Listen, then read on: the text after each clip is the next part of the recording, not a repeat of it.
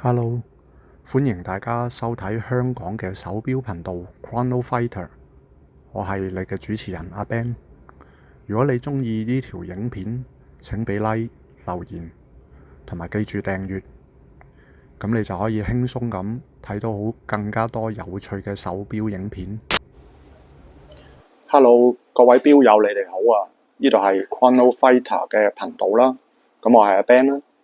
今日會同大家咧介紹下一隻 Saint Martin 嘅手錶嘅，咁大家睇到啦，好靚噶，咁啊特別係個錶面啦，非常之特別啊。咁呢隻 Saint Martin 嘅手錶啦，佢型號啦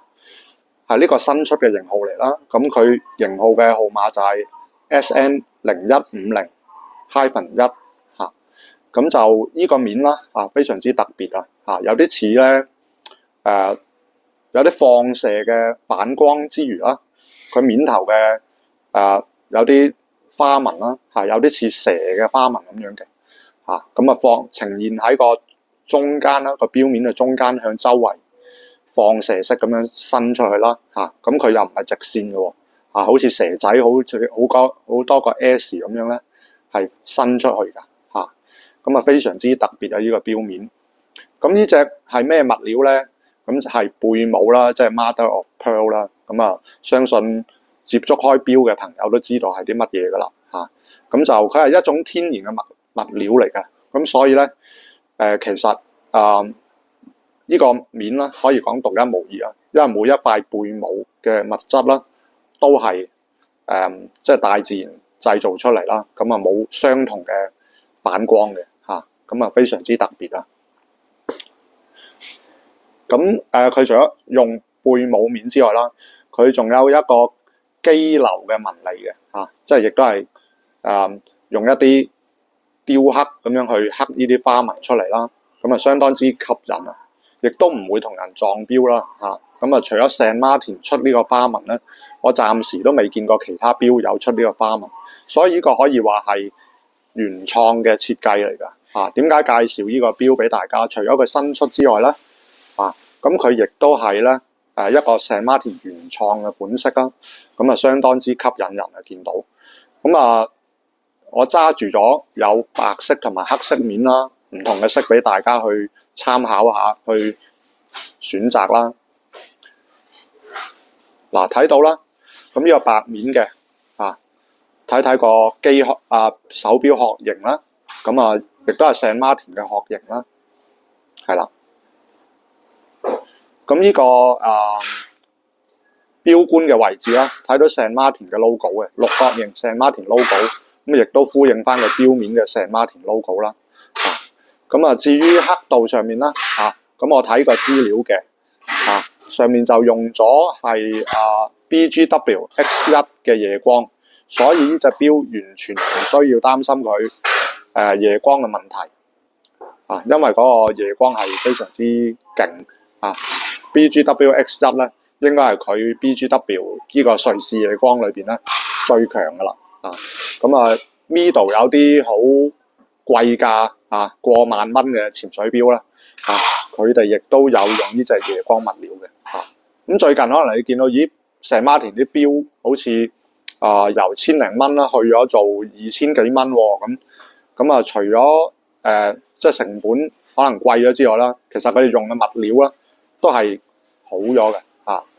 例如嗰個夜光物料啦，由以前嘅 BGW9啦，咁而家變咗用咗 BGW X1 啦，係更加強、更加持久嗰個夜光。咁另外啦，咁呢啲新嘅款式推出嘅時候咧，佢哋亦都係有原創嘅設計啦咁原創設計當然亦都係會需要投資多啲啦所以可能呢啲款式啦 Saint Martin 裏邊最 top 嘅款式嚟嘅即係視乎大家嘅 budget 啦呢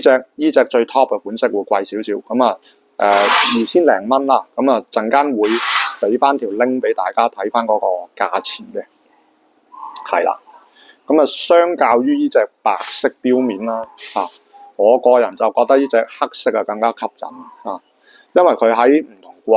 角度底下、唔同光線底下咧，咁佢有啲變化嘅顏色係啦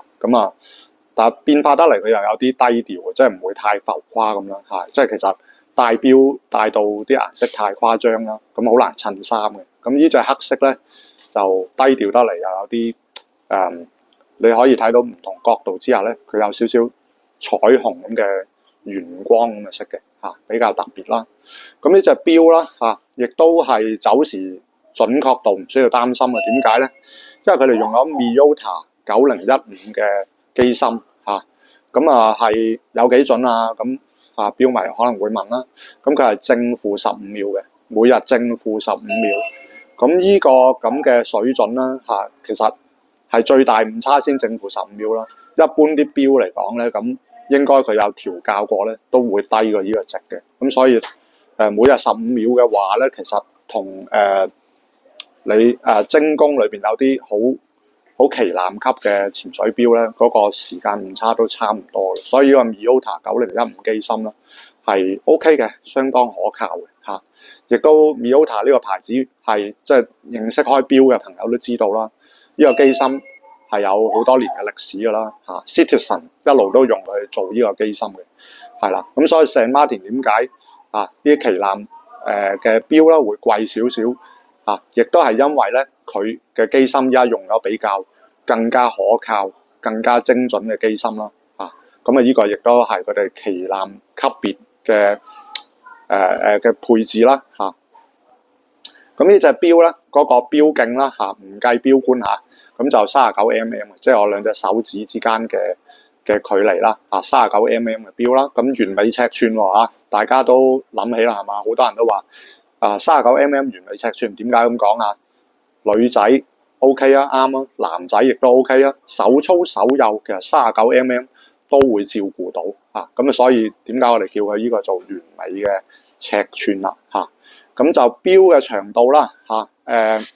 計埋上下錶耳之間啦嚇，即係我兩隻手指之間啦，咁大約係46.5mm啦。個厚薄度咧相當之friendly 喎即係非常之友善喎嚇。咁令到你手腕舒適喎。佢係得10.2mm 嘅厚度 ，OK， 10.2mm。咁包埋個錶鏡喎仲其實減埋個錶鏡嗰0.12mm 10mm 到嘅喎，呢個係有驚喜嘅，真係係啦。咁就另外啦，講咗咁耐都未放佢上隻手嗰度。其實錶最緊要放隻手睇睇啦，拼一拼啦，係咪？咁相當之唔錯啦咁因為包個膠紙所以我都唔係喎，可以 OK 係啦，俾錶迷有個更加準確嘅睇法啦因為擺咗上手之後咧貼近咗我嘅手腕就睇到啦我係得17cm 到嘅手腕嘅啫，咁戴上嚟咧39mm真係呢隻錶係發揮得好好啦咁佢就冇問題嘅唔會覺得話哇隻錶太大或者太細咁樣。39mm 果然係完美尺寸咁非常之 friendly 啦，對大家都 friendly 啦咁即係40mm 嗰啲某牌子嘅水鬼啦，都男女通殺啦，咁39mm 更加係非常之好啦錶呢個錶啦可能大家都會考慮到佢防水嘅，咁唔需要擔心喎因為咧阿 Ben 同大家介紹翻就係佢個錶冠加埋佢嘅藍寶石鏡面咧，可以俾到佢100米嘅防水嘅其實帶佢游水都唔需要擔心呢個因為佢個旋入式錶冠、旋入式底蓋，加埋呢個藍寶石玻璃呢啲全部都係一啲好好嘅防水嘅設備嚟嘅，即係好好嘅防水嘅配置嚟嘅咁呢個錶底仲好得意添有聖馬丁製Saint Martin， 內地叫做均勻啦即係有啲網店佢叫做均勻啦。咁佢依家都錶底都寫咗聖馬丁啦即係都承認咗呢個中文名係聖馬丁製 OK Saint Martin 可以正式叫佢聖馬丁 OK 冇問題。咁見到錶面咧仲有一點咧就係呢個 Miyota 9015機芯啦佢係有個日曆槍嘅咁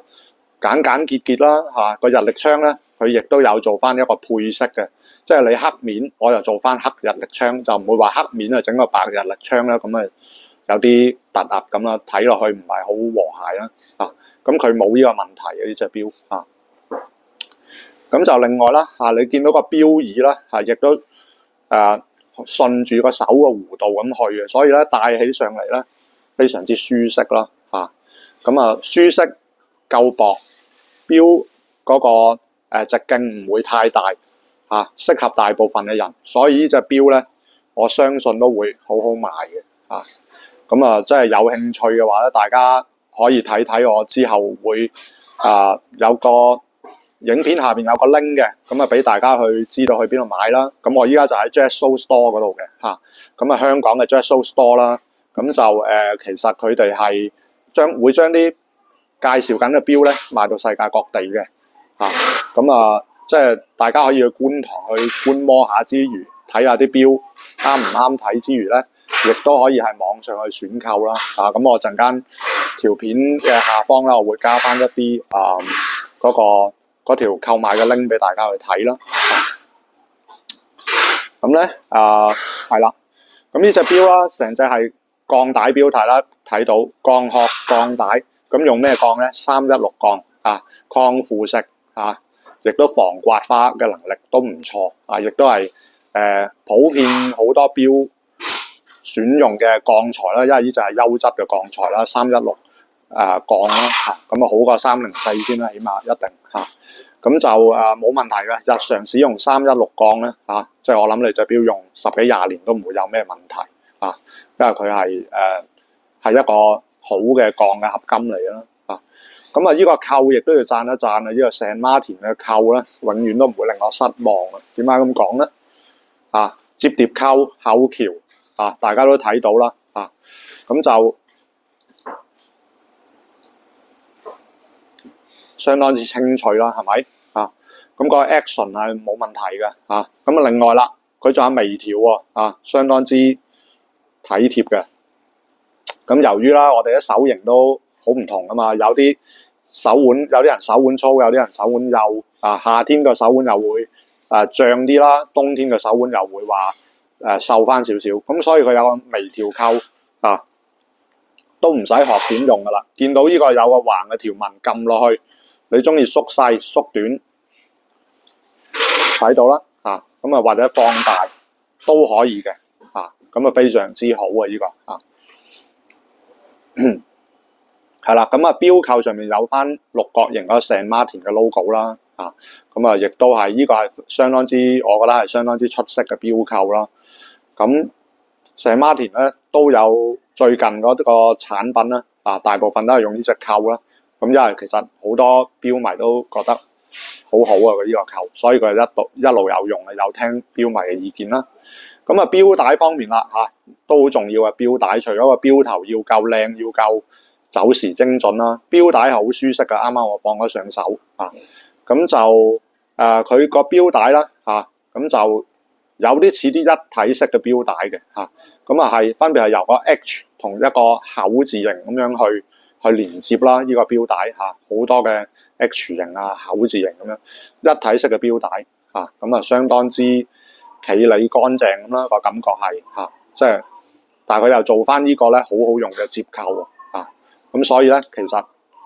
呢隻錶由佢嘅錶頭到錶帶到錶扣我自己都會俾好高分佢嘅呢隻錶咁就係啦，亦都多謝 Jetso Store 俾我過嚟拍攝呢隻錶，做個手錶嘅 review 啦，去檢視下呢隻錶啦咁希望嚟緊會更加多嘅廣東話嘅介紹對呢個Jetso Store 嘅 Saint Martin 或者其他牌子嘅手錶。咁多謝晒佢哋今日俾我過嚟拍攝啦咁係啦，大家如果有興趣嘅話，去翻嗰個影片下邊嘅介紹啦，去睇翻購買嘅方法或者嗰個店嘅地址啦咁我依家喺香港嘅九龍灣香港嘅觀塘嘅駱駝漆大廈嗰度 Jetso Store 去介紹嘅咁Saint Martin 都大家都應該各位錶迷都唔陌生噶啦，佢哋嘅質素佢哋嘅設計啦係越做越好嘅，真係咁希望大家多啲留意一啲內地嘅牌子又好，或者小嘅牌子又好，佢哋都有好多好嘅嘢嘅。咁啊，今次係我第一條拍嘅廣東話嘅影片啦，即係用翻啲自己嘅母語啦。咁啊，講起上嚟都特別流暢啲啊嚇。咁亦都係第一次去標店嗰度去拍呢個影片，希望大家繼續多多支持嚇。咁就唔該晒先嚇。今日嘅影片嚟到尾聲，如果睇得開心嘅話，唔好忘記俾個 like 同埋訂閱，仲有記住撳埋個鐘仔，咁你就唔會錯過最新嘅手錶 review。多謝晒你嘅收睇同埋支持。你睇緊嘅係香港手錶頻道 Chrono Fighter，我哋下次再見。